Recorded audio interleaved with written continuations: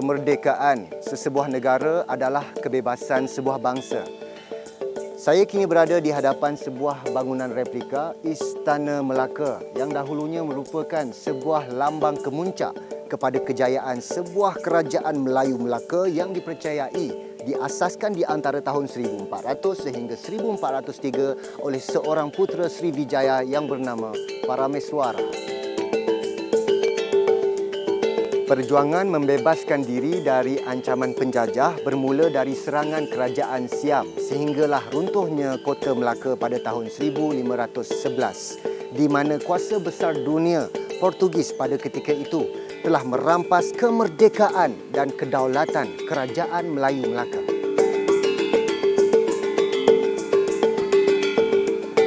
Perjuangan ke arah kemerdekaan telah bermula sejak dari kurun ke-16 lagi. Bermula dengan kedatangan Portugis, Belanda, Inggeris, Jepun dan anasir pengganas komunis. Dokumentari khas Persada Merdeka sebanyak 2 episod ini akan menceritakan kembali bagaimana bangsa Malaysia dalam usaha mencapai sebuah kemerdekaan.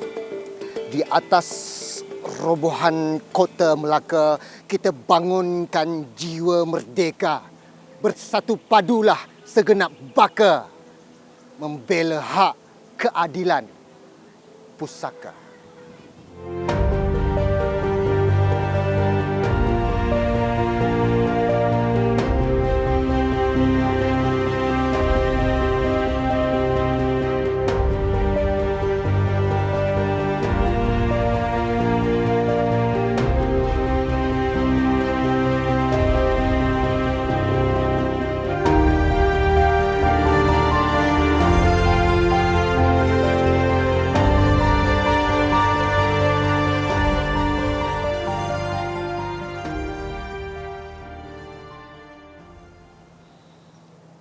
Sambutan kemerdekaan setiap tahun dengan pelbagai pengisian sejarah perjuangan rakyat berbilang kaum di Malaysia dalam perjuangan menuntut kemerdekaan yang turut diselang-seli dengan program-program bersifat patriotik dan kenegaraan.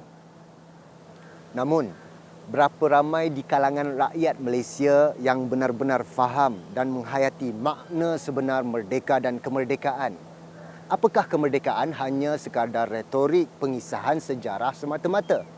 Atau sekadar catatan nota agar kita semua tidak lupa dan terlepas pandang daripada menyambutnya? Adakah sejarah harus ditulis semula? Melaka itu dianggap sebagai titik permulaan kepada tamadun negara. Ada orang tak setuju, tapi bagi saya bersetuju bahawa Kesultanan Melayu Melaka itu adalah asas kepada ketamadunan negara Malaysia. Maknanya mengapa Melaka sangat penting itulah dia, kerana dia asas tamadun Kesultanan Melayu yang kita warisi sampai hari ini. Lepas tu penyebaran agama Islam yang juga menjadi hakikat akidah kita sampai hari ini. Yang ketiga ialah kemunculan negeri-negeri Melayu, ya, Pahang, Johor dan sebagainya. Itu juga adalah hasil daripada apa kita kata Kesultanan Melaka itu sendiri. Melaka merupakan kawasan yang strategik, jalan pengairan yang menyebabkan wujudnya pertubungan pedagang-pedagang, khususnya daripada pedagang India, China, yang barangkali melihat ini merupakan kawasan yang memungkinkan mereka untuk berdagang bersama, dan juga kita lihat Melaka sudah pasti menjadi tumpuan hampir ke semua masyarakat dunia apabila mereka memerlukan teduhan dan juga bagaimana dapat menggiatkan aktiviti perdagangan mereka. Kekuatan perdagangan dia dan juga penyebaran agama Islam dan juga perluasan jajahan takluknya, maka dia menjadi sebuah empire. Empire itu lebih besar daripada sebuah kerajaan yang kecil. Dan dia pula daripada sebelum jadi empire, dia telah mengasaskan satu sistem kerajaan Melayu. Itu yang penting tu. Kerajaan Melayu itu maknanya raja adalah ketua negara, ketua negeri, ya, raja. Kerajaan. Perdagangan ketika itu banyak juga dikuasai oleh satu lagi empire iaitu Melaka, kan, yang mana rempah-rempah, kan, sumber-sumber ekonomi perdagangan laluan sutera, kan, sebab laluan sutera bukan saja darat tapi juga di laut, kan, juga banyak tempat berlabuhnya, kan, ataupun tempat perdagangan barang tu dilakukan tu berlaku di Melaka, kan. Misalnya kalau kita nak bercakap tentang zaman keagungan kerajaan-kerajaan di Kepulauan Melayu, Majapahit, Sriwijaya, Melaka, Aceh, Mataram, Bintan, Pontianak, Banjarmasin. Itu kerajaan yang terkenal. Tapi yang jadi superpower Sriwijaya di Palembang. Lepas tu Majapahit di tengah Jawa. Lepas tu Melaka di Melaka. Lepas tu Aceh di Aceh sana. Itu memang yang pegang kawasan ini. Ketika penjajahan besar-besaran berlaku, Melaka dilihat salah satu kawasan yang menjadi tumpuan perebutan hampir ke semua negara barat yang melakukan penjajahan yang juga melakukan penaklukan. Sudah pasti Melaka istimewa bukan saja kepada masyarakat tempatan tapi juga masyarakat dunia, dan apabila ramai sudah melihat kedudukannya secara strategik, maka dia pun mula tersebar menjadi popular, menjadi idaman hampir ke semua kuasa besar dunia. Tahun 1511 apabila Lopez de Esquerra dan angkatan ditangkap, Alfonso de Albuquerque atau juga disebut Albuquerque datang untuk menawar Melaka lah. Jadi itu kalau dia lihat rentetan tu banyak juga berkaitan dengan perspektif ekonomi, perdagangan gitu-gitu, dan juga melibatkan politik dan agama yang juga persaingan antara Kristian dengan Islam. Punca sebenarnya kepada kejatuhan Melaka adalah berkaitan dengan kelemahan dalaman juga, tapi juga disumbangkan oleh faktor yang lebih besar iaitu faktor ekonomi, perdagangan dan juga politik keagamaan lah. Dan bagi Portugis yang penting bukannya sekadar menakluk Kota Melaka, tapi bagaimana sumber itu digunakan untuk kembali kepada Portugis. Lazimnya kehadiran penjajah bertujuan untuk mengaut dan juga mengeksploitasi sumber yang ada dalam negara yang dijajah untuk dibawa semula ke negara asal. Itu satu. Kedua, Portugis juga mempunyai elemen untuk menyebarkan agama. Portugis bila datang ke Melaka, dia nakkan apa? 3G. God, Gospel, Gold. Mana agama dia. Portugis, dia nak sebarkan Kristian. Dan dia nakkan emas. Dan dia nakkan rempah ratus. Ini ni Portugis. Belanda, satu kuasa dunia yang besar satu ketika dulu, juga tertarik untuk menguasai Melaka. Pada tahun 1619, Belanda berjaya menguasai Betawi di Pulau Jawa. Betawi dijadikan pelabuhan perdagangan alternatif kepada pedagang-pedagang dunia selain Melaka. Bagi memastikan penguasaan Portugis di Asia Tenggara lenyap, Belanda beberapa kali melancarkan serangan ke atas Melaka. Pertempuran Melaka yang berlaku di antara 2 Ogos 1640 sehingga 14 Januari 1641 merupakan pertempuran antara Portugis dengan Belanda. Pertempuran ini menyaksikan kemenangan di pihak Belanda untuk menguasai Melaka. Akhirnya, pada tahun 1641, era penjajahan Portugis berakhir setelah 130 tahun menjajah Melaka dan bermula pula era penjajahan Belanda. Belanda menguasai Melaka selama 183 tahun. Belanda memang melihat bahawa mereka ingin menguasai ekonomi. Dan mereka bermula dengan datang melalui VOC. Maksudnya Syarikat India Timur Belanda. Tidak, bagi Belanda saya rasakan selepas berjaya di Indonesia, mereka melihat keperluan penaklukan di peringkat kepulauan. So dia nak ke Melaka. So dari situ dia buat serangan. Serangan kepada Portugis. Portugis menjadi lemah kerana Belanda disokong oleh negeri-negeri Melayu, kerajaan-kerajaan Melayu yang juga tak suka Portugis. Jadi Belanda pergi serang Melaka nak gantikan Portugis kerana rempah ratus juga, kerana perdagangan dan kerana sokongan daripada kuasa-kuasa raja-raja Melayu ya. Yang daripada Jambi pun ada sokong dia, daripada Riau pun ada, daripada Bintan pun ada, tahu tak? Kerjasama untuk jatuhkan Portugis. Banyak kerajaan-kerajaan yang tertubuh selepas tu maksudnya kerajaan Aceh ada dan juga kerajaan Johor juga berwaris sebenarnya kepada kerajaan Melaka dan yang lain-lain juga kalau kita lihat Pahang ada sebagainya, dan termasuklah Bugis Bugis daripada Sulawesi pun ada juga membantu kemudiannya Jadi kerajaan-kerajaan ini sebenarnya telah berjaya untuk menyekat peluasan pengaruh Portugis tu di rantau itu Tapi mereka cuba untuk menawar Melaka tapi gagal banyak kali kerana faktor-faktor inilah strategik dari segi pertahanan kota sebab kota Melaka yang kita lihat nampak sekarang ni pintu depan saja yang tinggal kota keseluruhannya telah dah dimusnahkan oleh Belanda dan juga terusnya oleh British lah yang menjajah tanah Melayu ketika itu. Tapi kalau tengok kekukuhan kota tu agak sukar untuk ditembusi lah kan. Sebab Belanda dia tak serang negeri lain. Macam Perak dia buat perjanjian perdagangan. Tak minat nak serang. Dia hendakkan biji timah Perak je. Itu dia. Sebab dia buat baik. Mereka cuba untuk kalau boleh bekerjasama, tetapi kerjasama itu adalah bersifat untuk kepentingan mereka tanpa disedari oleh Raja-Raja Melayu. Bagi saya, itu kalau berpanjangan, barangkali kita akan punya satu sejarah yang luar biasa, yang berbeza. Tetapi malangnya, ia tersekat sehingga kehadiran Inggeris. Lepas tu dia pergi serang Selangor. Selangor ni Sultan Ibrahim. Dia kan Bukit Malawati, ingat tak? Di situlah Sultan Ibrahim buat kubu pertahanan untuk serang Belanda yang datang daripada Kuala Selangor tu kan. Dia attack. Sultan Ibrahim kalah. So Selangor dapat didudukinya. So sebab perdagangan juga. Biji timah sebab laluan ini. Bila dulu-dulu kita pakai kapal dagang laut. So kalau you pegang kawasan tu, you boleh cukai orang. Wilayah sini di Nusantara ni ataupun Asia Tenggara ni dikuasai oleh pihak-pihak barat yang memecah-mecahkan dan melemahkan kerajaan ataupun rakyat di sini supaya mereka boleh menguasai ekonomi negeri ini dan mengaut keuntungan pada hasil penguasaan mereka lah.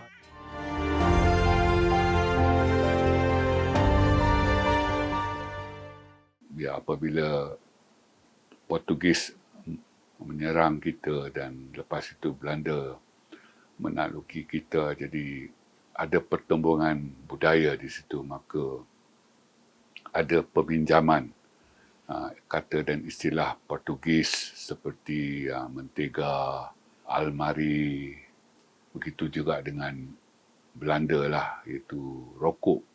Jadi apabila kita bandingkan, lebih banyak perkataan Portugis itu dipinjam daripada perkataan Belanda.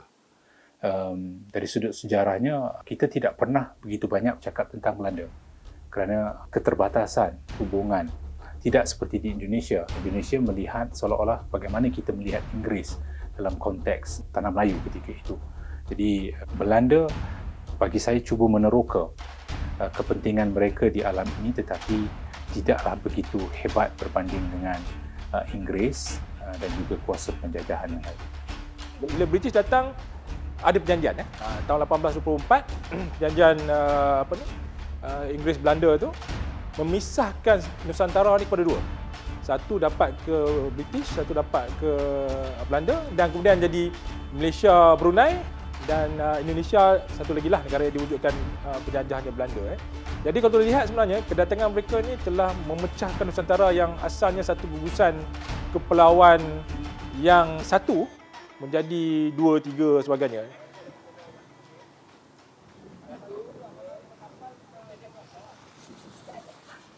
Dari abad ke-16 hingga abad ke-19, Melaka ialah tanah jajahan Belanda.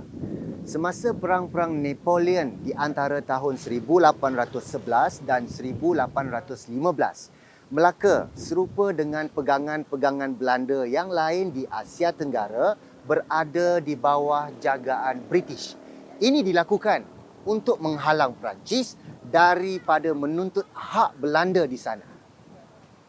Kalau lihat kan, bila British datang, British juga sama macam Belanda. Dia tak datang melalui kerajaan dia. Dia datang melalui syarikat India Timur British. Dan mereka yang sebenarnya menguasai banyak kawasan. Dia pergi buat hubungan perdagangan lah. Dengan macam Francis Light buat dengan Sultan Kedah, dia dapat sewa Pulau Pinang kan. Lepas tu dia dapat dengan Raffles pun Inggeris juga, dia pergi buat baik dengan Sultan Hussein Shah. Dia dapat beli Singapura kan. Sultan tu halau keluarnya.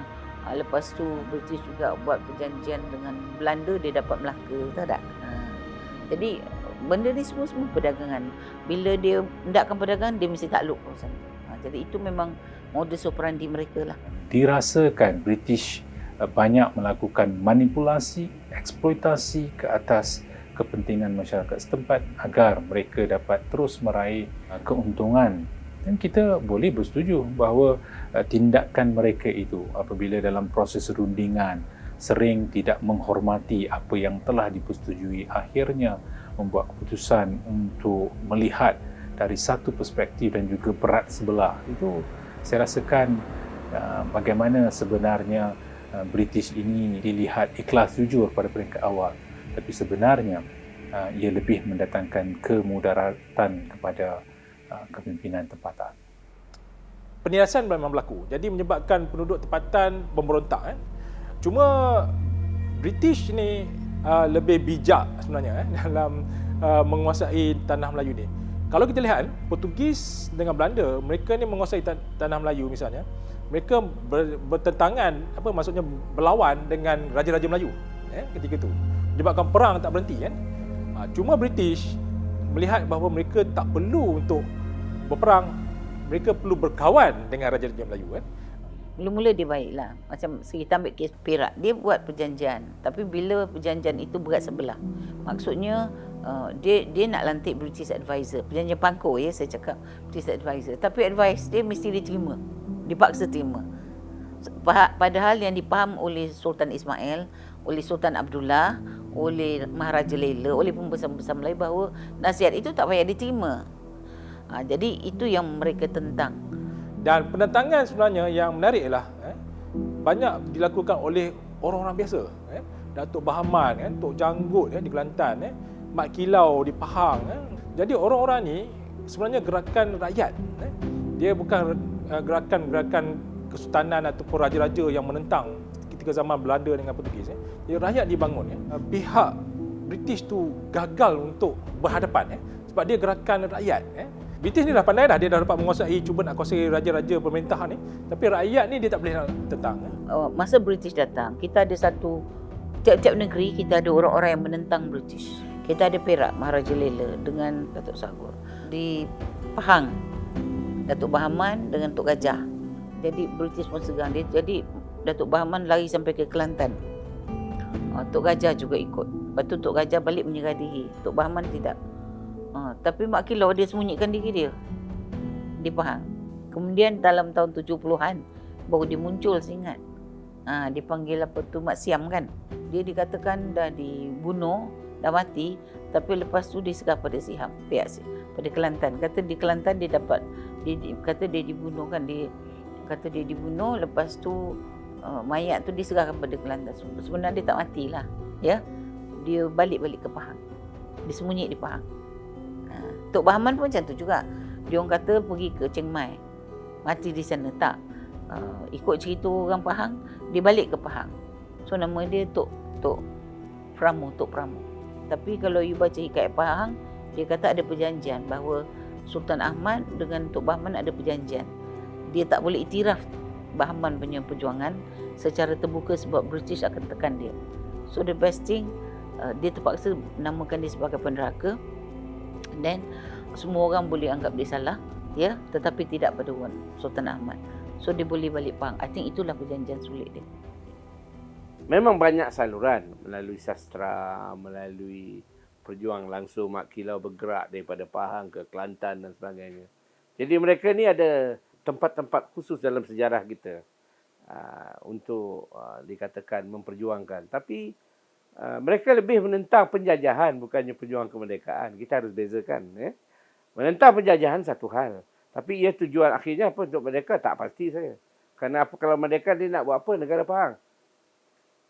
Tak pernah pun saya dengar Mak Kilau sebut pembinaan negara bangsa Pahang. Jadi dia berjuang anti penjajah. Melawan orang putih lah katanya. Tapi bukan untuk kemerdekaan. Jadi kita mesti jelas itu. Tapi kalau kita kumpulkan perjuangan-perjuangan itu, mungkin itu dianggap sebagai untuk kemerdekaan.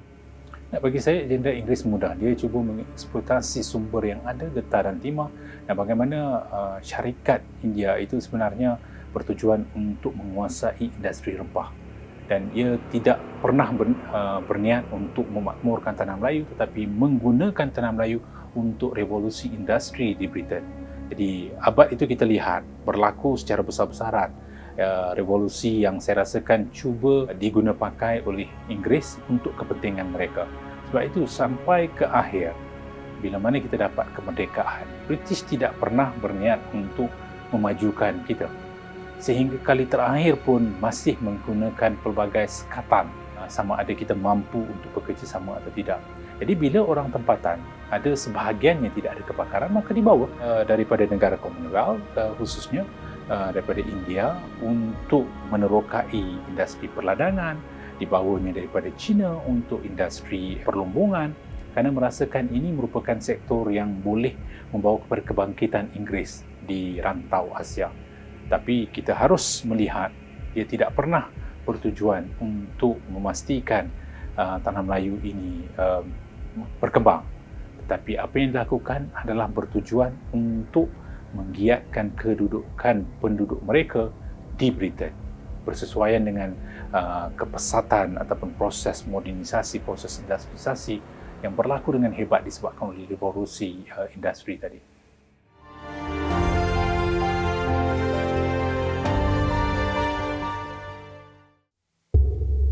Pada tahun 1942, Jepun mula menyebarkan propagandanya untuk membebaskan tanah Melayu dan Asia.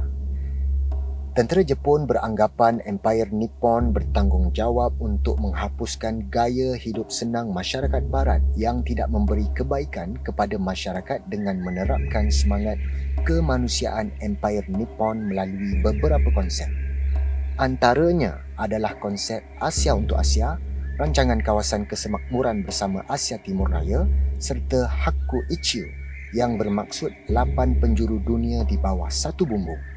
Pihak Jepun ingin membentuk pemikiran dan identiti Pan-Asia dalam jati diri penduduk tanah Melayu. Pendaratan Jepun di tanah Melayu berlaku secara pantas.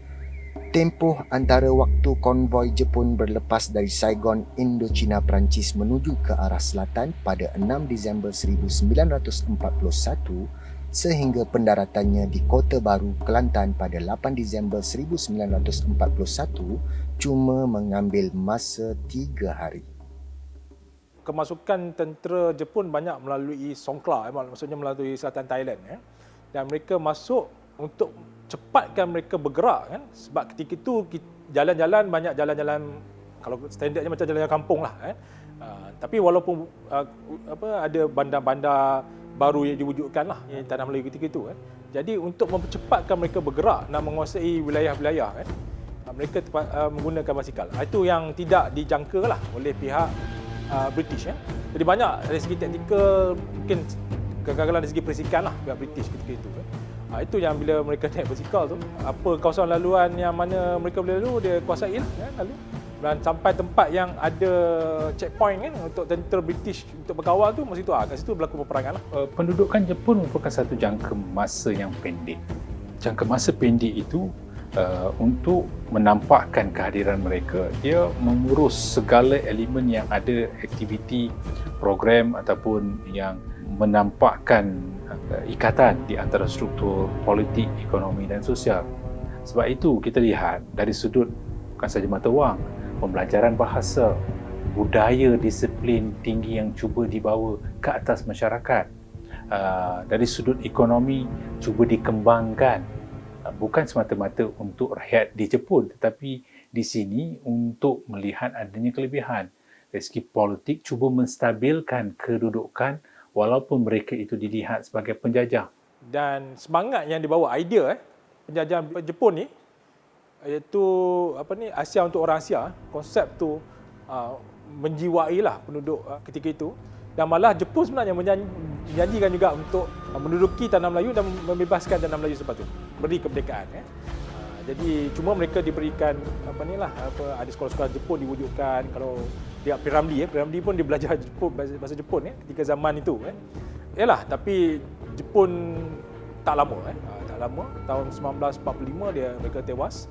Dan oleh kerana itulah cuma kesan daripada semangat Jepun tu ada kepada penduduk tempatan yang menggerakkan juga semangat nasionalisme kemudiannya.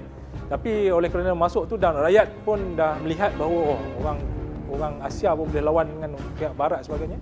Jadi mereka ada perubahan dari sikap lah, psyche, dan menentang pihak British. Dan pihak British sedar tentang ni. Mereka tak boleh lama dan mereka pun overstress dan ekonomi mereka pun tak apa bagus sebab kesan daripada Perang Dunia Kedua. Jadi tak nak mereka kena bebaskan tanah Melayu lah. Kita rasakan Jepun akan mampu untuk membawa perubahan dari sudut sikap dan juga amalan yang pernah dilalui ketika British.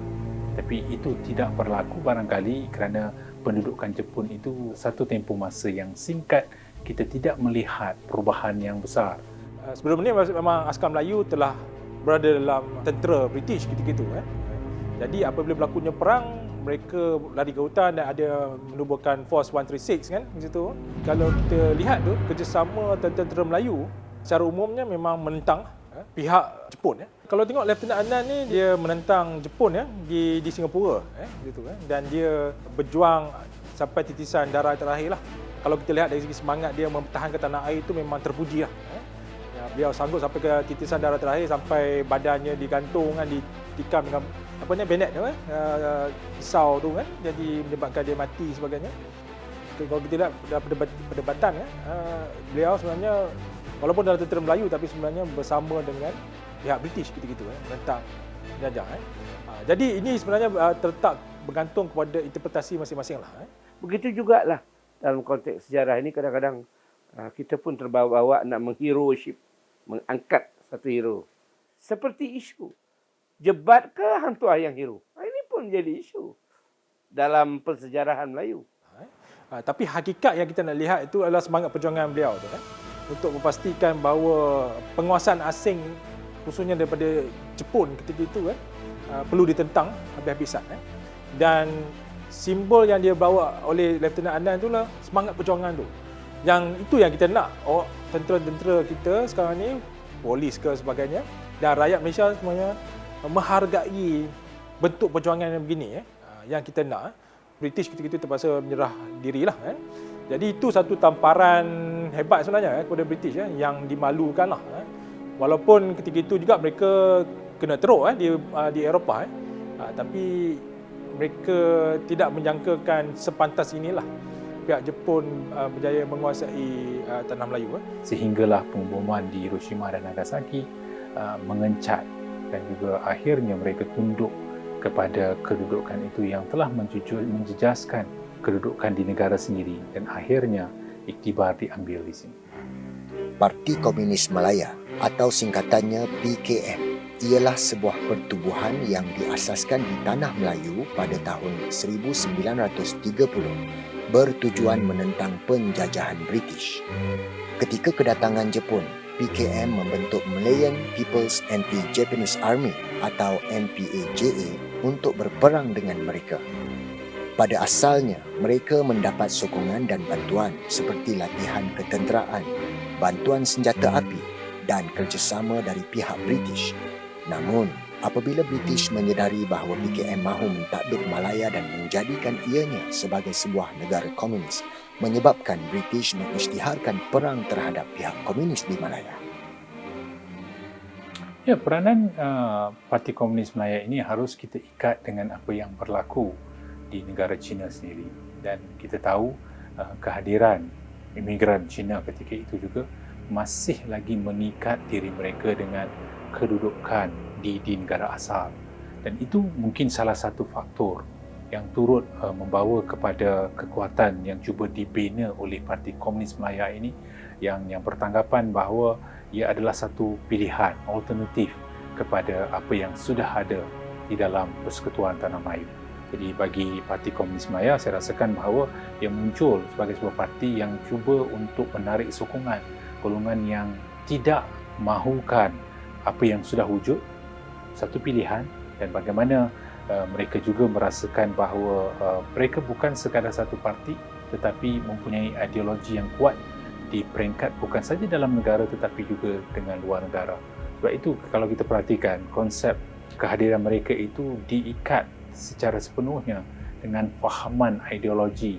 Penyatuan yang dibina itu adalah berdasarkan kepada ikatan ideologi itu yang saya rasa cukup kuat, sehingga kita melihat kehadiran bukan saja dalam kalangan masyarakat Tionghoa tetapi juga masyarakat lain. Melayu juga telah menganggotai parti ini kerana merasa terlalu terikat dengan fahaman dia yang seolah-olah melahirkan kesamarataan, melahirkan fahaman yang bersifat sosialis. Jadi saya rasa ikatan itu yang telah membolehkan Parti Komunis Malaya dianggap sebagai antara ancaman kepada tanah Melayu ketika itu. Perdebatan tentang isu ini sebenarnya masih berterusan sehingga sekarang, walaupun dalam konteks Bukit Kepong pun dijadikan isu kan. Sebab Bukit Kepong, polis-polis yang di Bukit Kepong tu berkhidmat dengan British ketika itu kan. Dan malah mengatakan bahawa pihak komunis sebenarnya yang patut dihargai. Mat Indra tu orang yang mengetuai serangan di Bukit Kepong. Jadi Mat Indra perlu dihargai sebab mereka ni menentang penjajah, sebab polis ni yang membela penjajah ketika itu kan. Tapi realiti sebenarnya kita nak kena lihat juga kan, komunis ni dia bawa idea lain kan, dia membawa idea komunis untuk menguasai tanah Melayu kan, dan ini satu lagi agenda asing yang bawa ke tanah Melayu, dan cara pendekatannya cara keganasan jadi itu yang saya rasa kita nak tolak. So bagi saya itu salah satu peristiwa yang memang komunis membuat serangan itu di pusat-pusat balai polis yang terpencil. Saya pergi tempat tu di Bukit Kepong tu kan. Saya pergi, memang kawasan itu kalau kita tengok jauh pendalaman. Dia punya akses cuma sungai. Dan belakang tu hutan belantara. Jadi kita dapati di situ pasukan komunis di Johor tu memang kuat. Dan satu isu yang penting di sini ada Mat Indra. Mat Indra yang bekerjasama dengan komunis. Ada hari ini orang menganggap dia sebagai nasionalis. Saya tak tahulah komunis ni nasionalis ke atau perusak negara ke, ya. Kita ada regimen ke-10 pasukan komunis Melaya, tapi regimen 10 ni khas untuk orang Melayu yang ditubuhkan oleh British dengan anggotanya lebih kurang 300 orang. Ni kalau kita baca tulisan-tulisan Abdullah Sidi atau Ibrahim Chi, ya, Abdullah Sidi adalah ketua pada regimen 10 ni. Dia akan beritahu, tapi dia tak pernah mengaku dia buat jahat pada negara dia, tak. Dia kata dia adalah seorang nasionalis. Dia punya tugas ialah untuk menghancurkan British satu, tetapi dia juga menghancurkan Raja-Raja Melayu dan dibertuankan kepada Parti Komunis Melaya. Parti Komunis Melaya bertuankan pada Parti Komunis Cina. Jadi bagi saya nasionalisnya, you tanyalah kat mana nasionalisnya. Dia adalah satu penjajahan luar, iaitu komunisme untuk dilaksanakan di negara kita, dan mereka adalah pelaksana-pelaksananya. Ya, itu saya. Mungkin orang tak setuju dengan saya, itu terpulanglah. Tapi bagi saya jelas, Mat Indra ini dia membantu komunis menyuruh apa kita kata Sarjan Jamil yang jaga itu untuk menyerah diri. Sarjan Jamil tak nak. So biar mereka mati, dan itu yang mereka buat. So jadi siapa sebenarnya perwira negara? Ya, siapa sebenarnya nasionalis negara?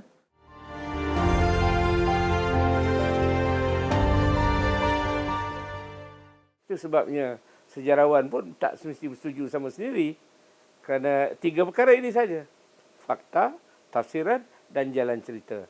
Macam mana fakta dan tafsiran nak diletakkan jalan cerita yang macam mana? Kalau saya berikan pada seorang pengarah filem, dia akan membuat lain perkara. Di situ letaknya P. Ramlee dengan filem Hantu Hari itu. Macam mana dia fakta dia atau dongengan ke, tafsiran dia, fakta dan dongengan, dan jalan cerita dia. Apa yang nak dimustahakkannya? Yang dimustahakkannya lah belot, soal wanita. Ini tak jangan sebut tu, wanita dia semua ada dalam tu. Jadi bila saya tengok balik filem-filem Melayu di mana cerita orang Melayu itu ditawarkan atau dipersembahkan, pengarahnya akan menentukan apakah jalan cerita daripada fakta dan tafsiran itu. Begitu juga seorang profesor sejarah, dia fakta, dia tafsiran dia, jalan cerita dia. Jadi bila seorang sejarawan lain pula. Jadi ini yang menjadikan semacam pertembungan pertelingkah. Pada saya tidak, ini adalah sumbangan idea yang berbeza. Bukit Kepong tu adalah satu peristiwa insiden bagaimana kekejaman komunis untuk melemahkan sistem pasukan keselamatan negara. Ya, dia dianggap tak bersih. Dia dianggap sebagai pengkhianat negara. Sebab itu dia dipanggil pengganas komunis, pengganas. Dia mengganas, dia angkat senjata, dia buat revolusi senjata dan membunuh pasukan polis. Dia bukan bunuh pasukan polis saja, orang ramai pun dibunuh kan, termasuk isteri-isteri polis tu kan. Yang paling sedih tu dibakar budak kan, 2-3 orang anak polis tu hidup-hidup kan, rentung. You kalau tengok gambar yang asli tau. Jadi bagi saya komunis ni memang manusia tak berhati perut. Memang dibakar rumah orang tengah malam, orang tengah tidur, dibunuh perempuan mengandung, dia belah perut perempuan mengandung. Ya, dia apa tu cucuk orang tengah tidur dengan bonet, ya dah. Lepas tu dia naik masjid, dia latam masjid, koyak Quran, bagi cuci kat bontot dia yang najis tu. Siapa anjing melatam masjid. Jadi bagi saya peristiwa Bukit Kepong tu adalah satu peristiwa penting yang akan kita kenang sampai bila-bila.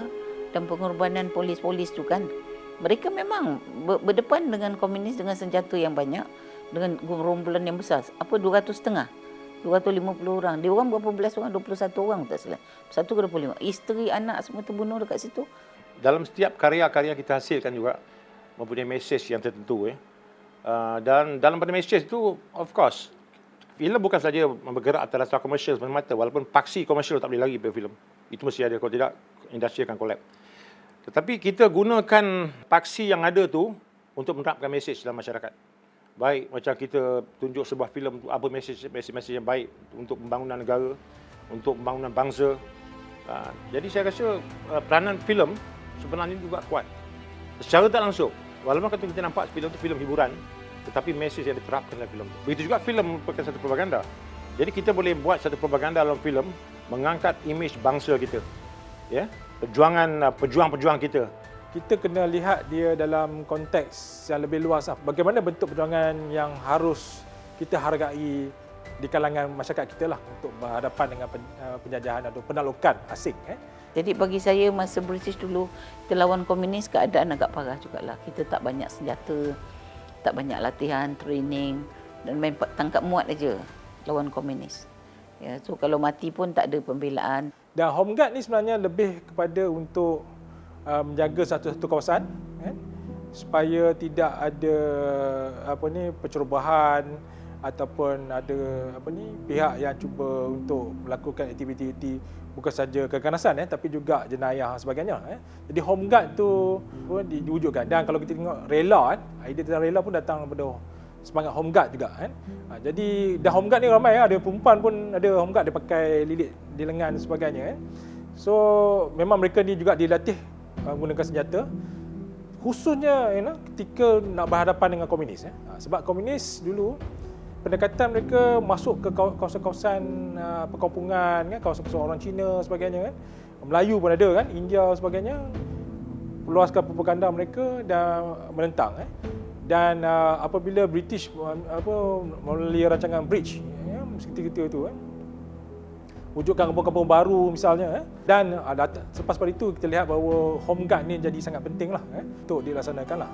Home Guard tu macam ni, pengawal kampung lah namanya. Home Guard tu British buat untuk jaga kampung, jaga kampung dan mereka tidak diberi senjata, mereka pakai parang, senapang tak adalah, kalau ada senapan patah tu macam pengulu tu adalah.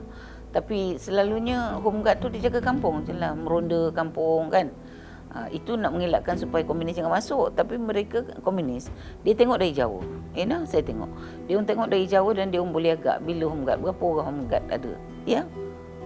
So bila dia buat serangan, dia tahu kelemahan Home Guard. Kekuatan Home Guard tak seberapa pun. Mereka terus serang aja. So jadi Home Guard ni sebenarnya adalah satu pasukan sukarela je. Tak ada gaji, tak ada apa, Dan dia selalunya orang-orang yang kita kata berminat aja. Bukan tiap-tiap orang kampung. Tiap-tiap orang kampung, orang muda tak jadi Home Guard. Lagi satu yang SC ni, Special Constable ni atau polis khas ni, itu dia bagi gaji tapi sikit je. Itu budak-budak muda masuk banyak. Tapi Home Guard ni orang kampung aja. Kita selalunya mengenang hero ni berdasarkan personality tertentu Kita tak melihat dalam konteks skop yang lebih luas First line of protection tu Home Guard ni dan mereka ramai yang terbunuh dan sebenarnya perlu mendapat pengiktirafan lah oleh pihak kerajaan supaya mereka diiktiraf dan dihargai. Home Guard ni adalah sebenarnya memang jelas sebagai angsang hero, wira yang tidak didendang. Realiti sebenarlah bila kita menghayati kemerdekaan, kita lihat inilah bentuk perjuangan orang dulu-dulu. Yang mungkin orang sekarang tak rasa, tapi orang dulu lah menyebabkan kita merasa keamanan sekarang kerana perjuangan yang sebegini lah.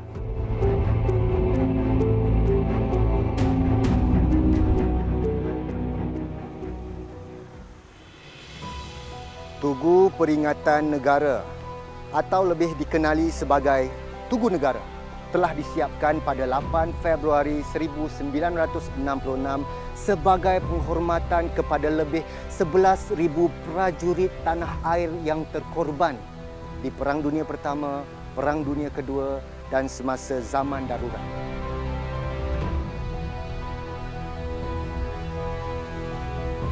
Pengganas komunis telah bertindak mengebom Tugu Negara ini pada 26 Ogos 1975. Kejadian berlaku kira-kira jam 5 pagi yang telah memusnahkan satu patung besar serta 2 kepala patung yang jatuh dari kedudukan asal.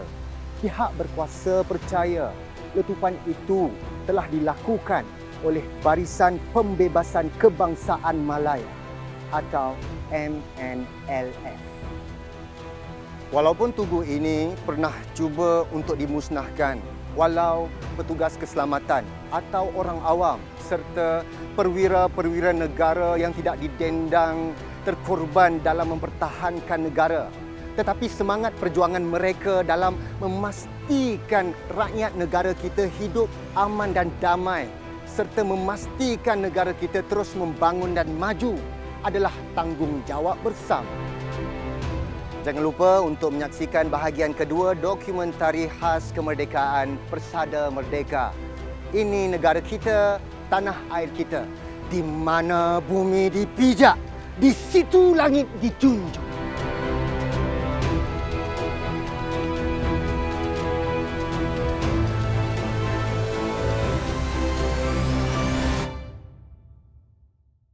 Demikian aku yang tak pernah jemu melambai setiamu. Tanah pusaka menintakan jernih dan tulus cinta. Anak-anak pribumi sepertimu yang taat dan berbudi. Aku bukan sekadar kisah, jauh sekali hanya lambang. Citraku selamanya tentang pengorbanan, kasih dan rindu. Sukmaku akan sentiasa bahagia, senandungkan luhur jiwamu.